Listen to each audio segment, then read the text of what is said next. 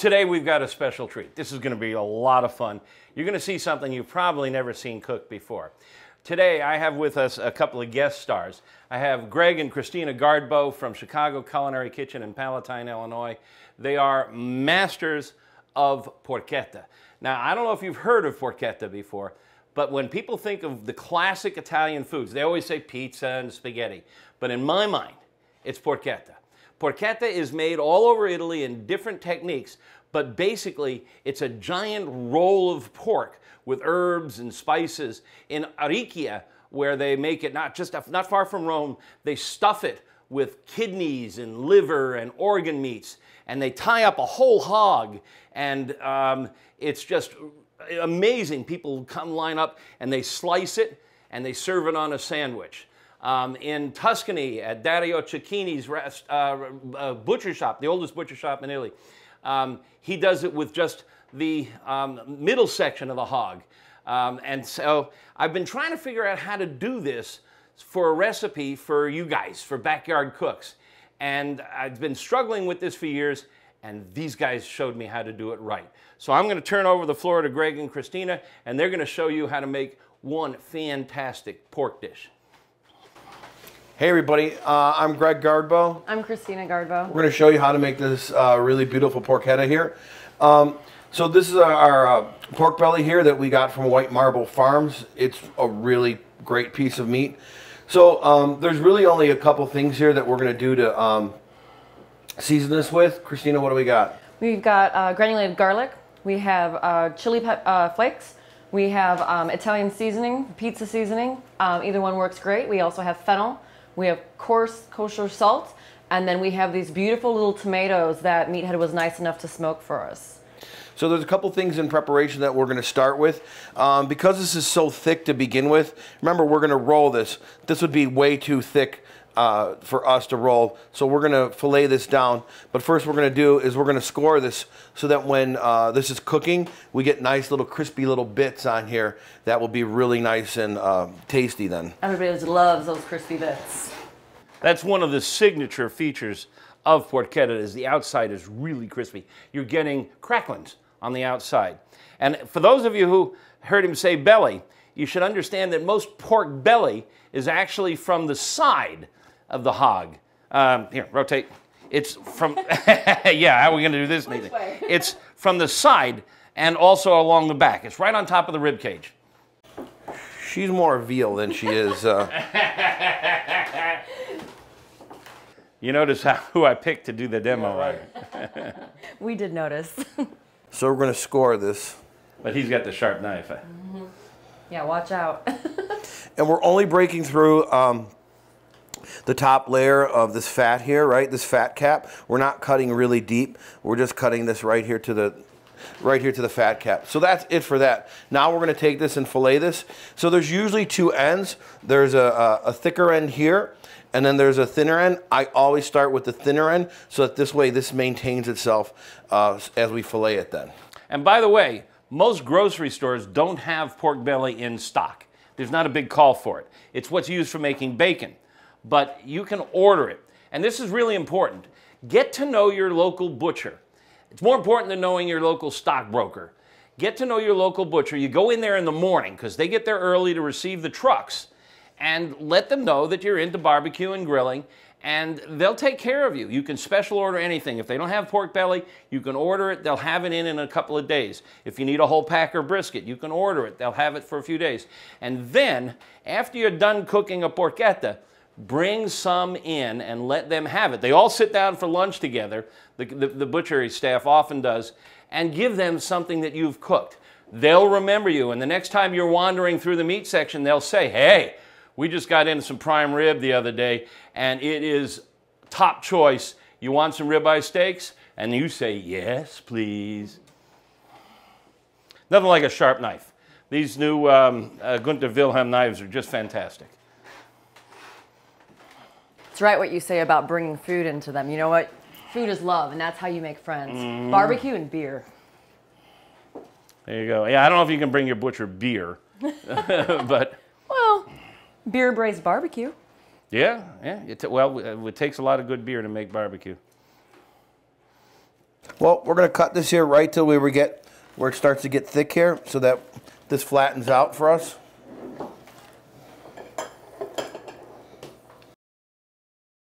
Like I said, the thinner end versus the thicker end. One of the things you always have to remember when you're dealing with meat, it's never the same twice. This is not a widget. This is not a piece of steel. You know, people always say, my brisket was tough. What did I do wrong? And I look at what they did. They did everything right. They just had an ornery piece of cow. That's all. Sometimes the meat is just not all that great. So don't sweat little stuff. So here we are. Now we filleted this. This is going to make a really amazing piece of meat here. So now we're going to season it then. All right. So we're going to use the granulated garlic, and you can't be shy with it. Don't be shy. I'm not going to be shy. When have I ever been shy? You look shy. I look shy. So the garlic is really going to come through on this. Now I've seen you use whole garlic in this recipe. We've used whole garlic as well. It works the same. I mean, if you have all fresh ingredients, that's even better. The beauty thing about this is that you can put in it whatever you want, whatever seasonings you feel like. We've done pistachios and cherries before. Mm-hmm. It really just depends what kind of flavor profile you're going for. Yeah, in Italy they go heavy on the herbs. Fennel and is a major one, and rosemary. Most of them use a lot of rosemary on the inside. I prefer the fennel over the rosemary because the rosemary I think is a little more overpowering. Mm-hmm. But when I get the fennel flavor, to me it tastes like that sausage then. Mm-hmm. You know, it tastes like an Italian. Oh yeah, right, yeah. Italian sausage. Yep, and that's what it tastes like. Which we know and love in this part of the country. Yeah. And I have had Italian sausage all around the country, and ain't nobody knows how to do it right except Chicago. Same way with the red chili flakes. This is going to have some, you know, nice little back end heat to it as well. And this is the fennel. Well, there's a lot of stuff going in there. There is. Mm-hmm. It's going to smell wonderful with the aromatic. Oh yeah, you know, too bad we don't have smell-o-vision. Same with the salt. You know, we can go heavy on this as well. It's a big piece of meat. And we're going to salt the outside as well. And we've talked a little bit about salt, the magic rock. Salt will actually penetrate into the meat, whereas the other stuff is going to lay on the surface. And salt, it is absolutely necessary for flavor and for moisture. Yeah, perfect. Yep. These are the cherry tomatoes that you take cherry tomatoes and you poke a few holes in them and you put them on your smoker at around 225. It takes about 5 or 6 hours, and they turn into these raisins. They're still soft and pliable, and they are as sweet as candy. They're great on pizzas, focaccia. Bake it into a focaccia on a salad. Really fun stuff, and they're going to throw it in here today. I'm flattered. So now, because when we cut this up, this is going to be, you know, you're going to look at the side. This is all going to be rolled up, and you're going to get a nice piece of this with every bite then. So now we're going to take this and roll this up. You want to help? Yep. So we're going to take this. I roll it nice and tight.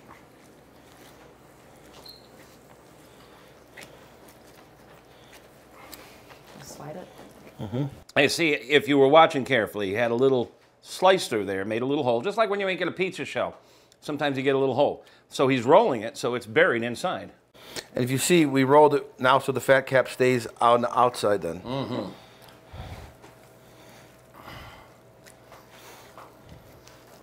Look at that thing. And now we're going to tie it then. This is probably takes the most time out of anything is to tie this. Well, that's because you're a perfectionist. I've seen your ties. Yeah. My ties look like a 3-year-old tying a shoe. No, because you have to be perfect with it because this thing will fall apart on you otherwise. Mm. So we're going to tie a butcher's knot on here. I always like to work it from the one side around. So I'm getting everything underneath it. And I'm probably going somewhere in the neighborhood of about every 1.5 inches, give or take. So to make the knot, take this together. We go around, we go down, and then we come up, and we snug it, and then you'll be able to pull it then.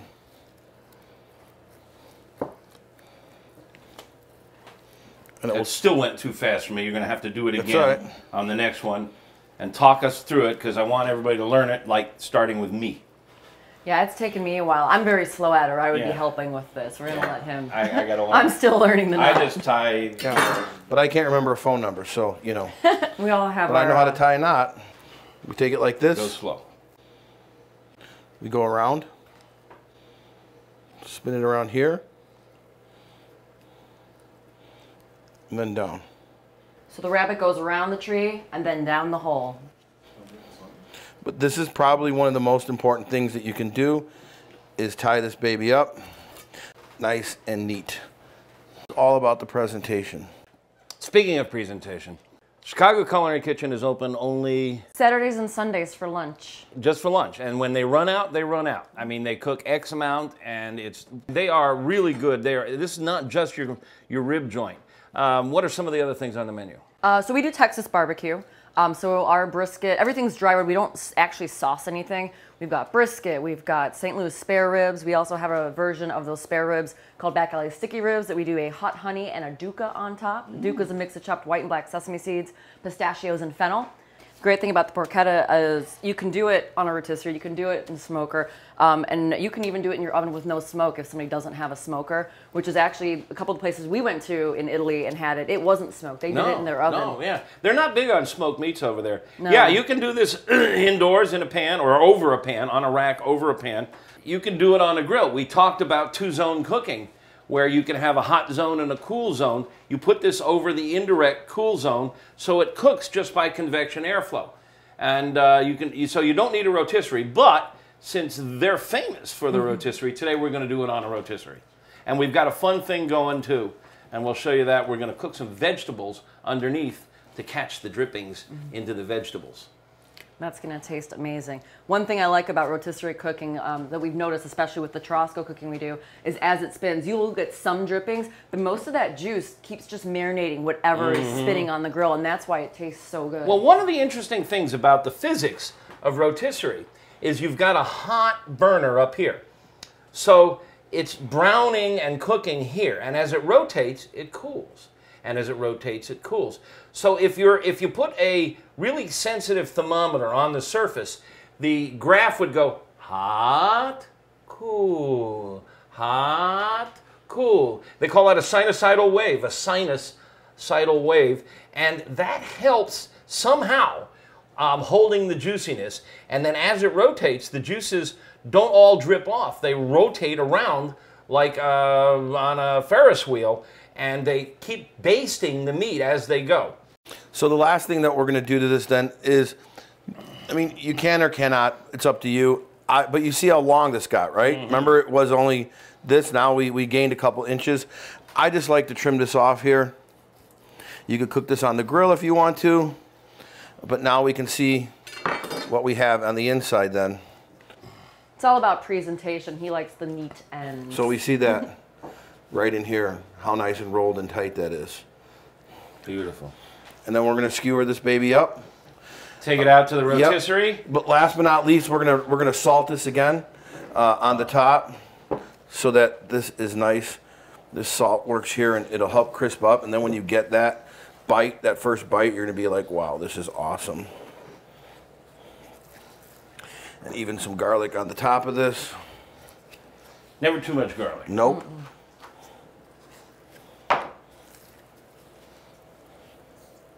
And as we were saying, you can basically use any seasonings you want. If there's a certain profile you're going for, be creative with it. Have fun with it. Well, for things like this, I like to put paprika on the outside because it gives it a really nice, rich color.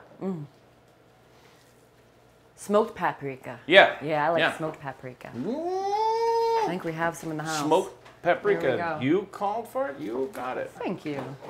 That's smoked hot paprika. So we're going to double up on that chili peppers there. And by the way, you can make your own paprika. It's really easy and it's wonderful. It's better than anything you buy from the store. We grow a variety of pepper here called carmine, and it's from seeds from Italy, and they're really sweet. And all you got to do is put them on a grill or a smoker or in your oven at a very low temperature, around 200. Poke some holes in it so the moisture can evaporate, and dehydrate it until it's hard and crispy, and then you can grind it up in a coffee grinder or in a mortar and pestle, and you get really good, and that's what you've got there. I did this on the smoker and just ground it up to a fine powder, and you smoke the whole pepper as it's dehydrating, and then you grind it up and you have smoked paprika. And that hot paprika is from jalapenos. Oh, nice. Easy to do at home, and it's so much better than the store-bought. So there we go.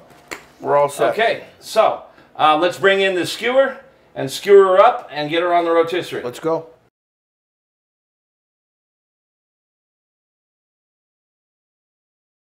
We're over 2 hours into this so far, give or take. Yeah. So now we're gonna temp it, and we're also gonna see how it looks like.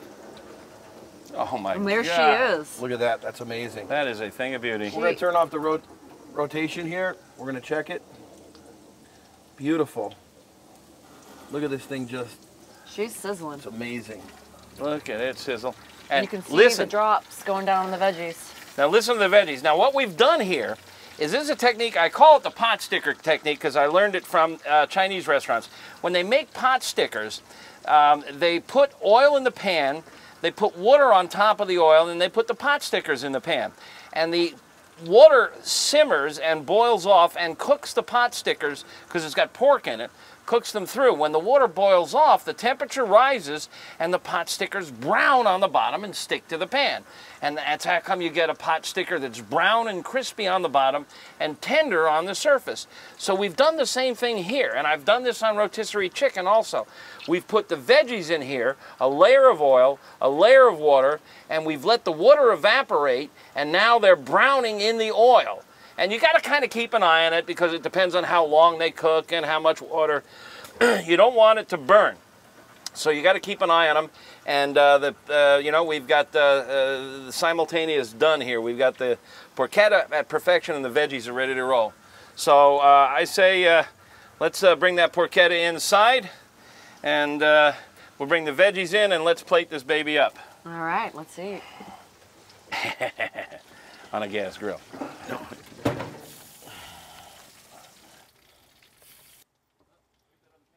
Look at that, in the daylight it's even better. Mm-hmm.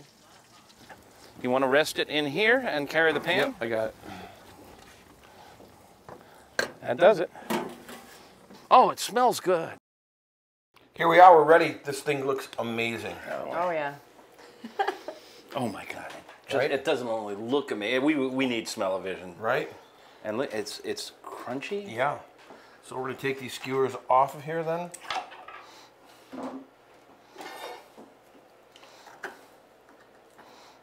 Watch yourself here. Oh my God. Wow. Isn't that beautiful? Look, and it's See all that juicy. seasoning, yep. And the oils have penetrated the herbs, and they're spreading out. So we've got the herbs and the herb oil now. Oh my God, that is just a work of art. Right? That's beautiful. Awesome. That's cooked perfectly. You are a real craftsman. Thank you. It smells so good.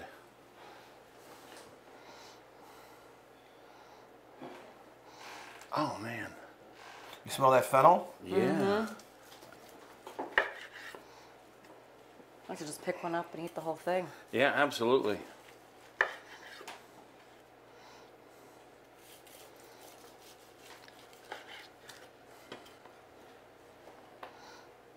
Scoot it down. Well, you got it. Oh, that is a work of art. Beautiful. Mm. Now you see why I asked them to come in as guest stars here and take over for this dish.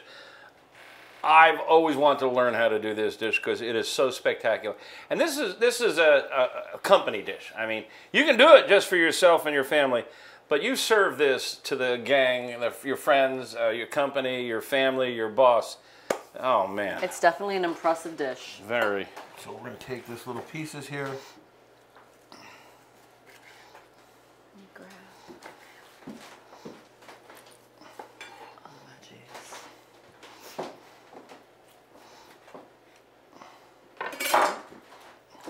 These are your delicious veggies from earlier. Now these veggies, you recall, sat underneath here. So they got the pork drippings, the flavor, and they crisp. I mean, you can see they're nice and brown and crisp. They're tender. Well, Oh my goodness. They're delicious. So you're gonna make a sandwich then? Open face. Open face, sorry. I'm eating one of those delicious Brussels sprouts. We talk with food in our mouth right now.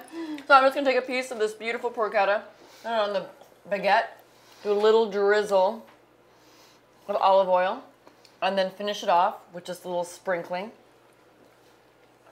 Make a couple of these because I know you want. Well, put a few down there. All right. Put a few, because the guys behind the cameras are drooling on their equipment. They're going to short them out. Now, I would oil the bread, then put the meat on top. Helps the cheese stick to the porchetta. Oh, okay. There is a method to my madness. Yeah, okay. So, I'm not just mad. all right. Just put that in there. How she just taught me something. All right. How many do I? Beautiful. That potato I just noshed was just so good. It's amazing. The carrots. The carrots I gotta are try the really carrots? good. Yeah, they're super sweet. How many of these would you like? Well, this technique works for rotisserie chicken. You can do a turkey this way. It's a great way to cook your vegetables. It's beautiful. The Parmesan's actually going to add a little bit of salt, a little extra salt. Yes. And yeah, who doesn't love cheese? Okay, well, I'm going to take a piece right off of the board here because I want to taste it naked first. Got string in there. It's amazing. Yeah, be careful of the strings that you use to bind the porchetta. One piece. I think I just ate some string and it was fabulous. Best string Good I've ever fiber. had. Oh, the fat. The belly. It's salty, It's but a it's little- not too salty.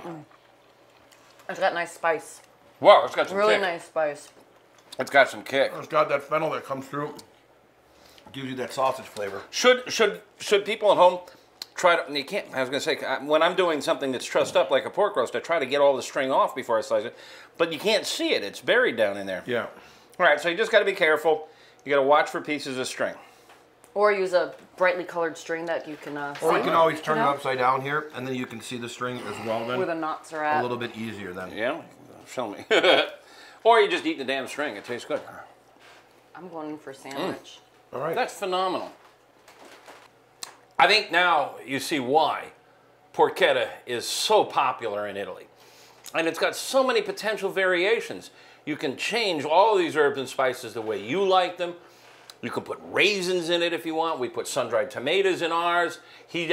I've seen him do it with pistachio. You can put whole garlic. Huge potential. It's absolutely fabulous. And look at this for presentation. Wonderful dish. Thank you so much. Thank you for having us. And if Thank you're in you. this neck of the woods and you're looking for a place to eat, Chicago Culinary Kitchen in Palatine. 11 to 2, Saturday and Sunday only. Yep. Thank you guys.